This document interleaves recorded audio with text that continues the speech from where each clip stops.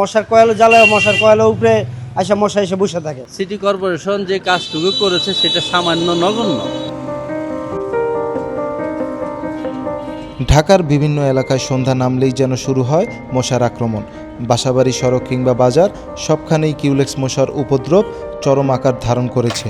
অনেক এলাকায় সন্ধ্যার পর জানালা দরজা বন্ধ রেখেও মিলছে না স্বস্তি। যে ওষুধ দেয় সেই ওষুধও কোনো কাম হয় না, কেননা এই কারণে আমাদের উৎপাত অতিরিক্ত, মানে মশার কয়েল জ্বালায় মশার কয়েলের উপরে আসা মশা এসে বসে থাকে। কারণ সেক্ষেত্রে সিটি কর্পোরেশনের কী পদক্ষেপ নিতেছে তা সেটা বলতে পারি না।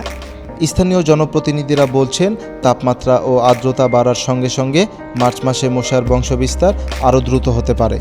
ফলে দ্রুত ব্যবস্থা না নিলে পরিস্থিতি আরও খারাপ হওয়ার আশঙ্কা রয়েছে। মশার উপদ্রবে আমরা বিশেষ করে উত্তরে জনগণ যারা আছি অতিষ্ঠ হয়ে গেছে।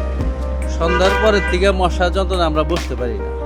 সিটি কর্পোরেশন যে কাজটুকু করেছে সেটা সামান্য নগণ্য। আমরা চাই যে এই মশা মারার জন্যে সিটি কর্পোরেশন জোর তৎপরতা শুরু করুক এবং যতটুকু কাজ করছে এর দ্বিগুণ করা উচিত আমি মনে করি।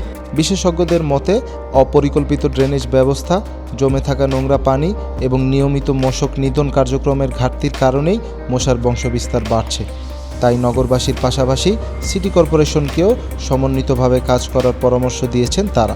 সমন্বিত উদ্যোগে দ্রুত কার্যকর ব্যবস্থা না নিলে রাজধানীতে মশার উপদ্রব আরও বৃদ্ধি পেতে পারে বলে সতর্ক করছেন বিশেষজ্ঞরা। রাখুল রানা, জাগো নিউজ 24, ঢাকা। Mr.